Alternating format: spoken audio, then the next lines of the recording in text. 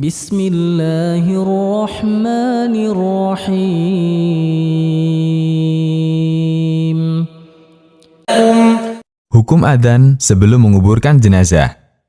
Saudaraku yang kami cintai karena Allah, agama kita dibangun di atas dua prinsip utama.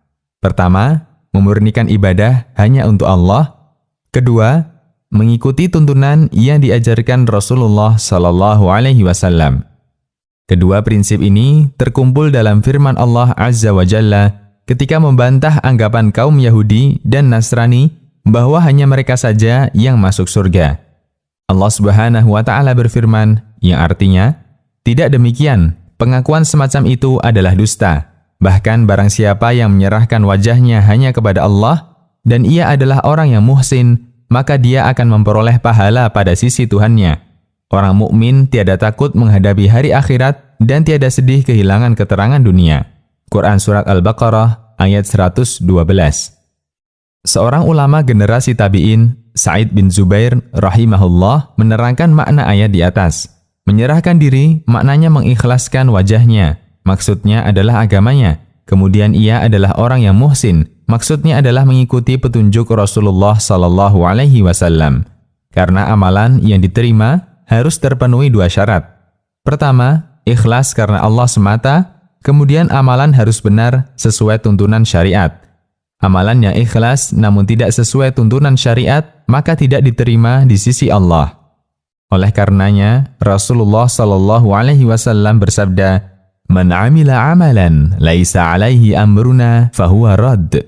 Yang artinya, barang siapa melakukan suatu amalan yang tidak ada tuntunannya dari kami, maka amalannya tersebut tertolak. Hadis riwayat Muslim. Tafsir Ibnu Katsir. Terkait adzan dalam prosesi penguburan jenazah, salah seorang ulama madhab Syafi'i yang bernama Ibnu Hajar Al-Haythami rahimahullah pernah ditanya pertanyaan yang senada.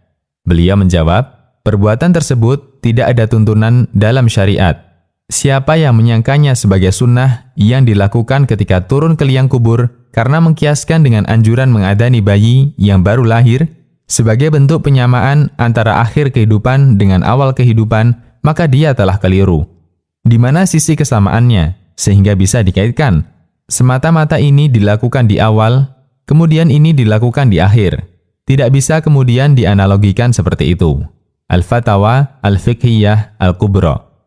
Maka karena amalan ini tidak ada tuntunannya dari Rasulullah Sallallahu Alaihi Wasallam, juga tidak pernah dilakukan oleh para sahabat beliau, para tabi'in dan tabi'ut tabi'in, sepatutnya amalan ini kita tinggalkan.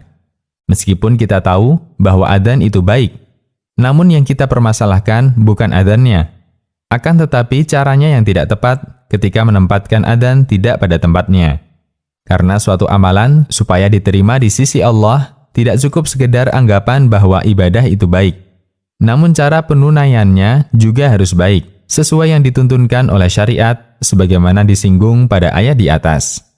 Fatwa yang sama juga disampaikan oleh Lajnah Daimah, yaitu Komisi Fatwa Ulama Arab Saudi. Tidak boleh adzan dan iqomah di kuburan setelah menguburkan mayit atau sebelumnya. Karena perbuatan ini tidak ada tuntunannya dan termasuk perkara baru dalam agama. Fatwa Al-Lajnah Ad-Daimah lil Ifta. Yang diperintahkan adalah berhenti sejenak setelah menguburkan, lalu mendoakan mayit supaya mendapatkan ampunan Allah dan diberi keteguhan untuk menjawab pertanyaan malaikat. Sebagaimana yang diperintahkan Rasulullah Sallallahu Alaihi Wasallam kepada para sahabat beliau seusai menguburkan jenazah.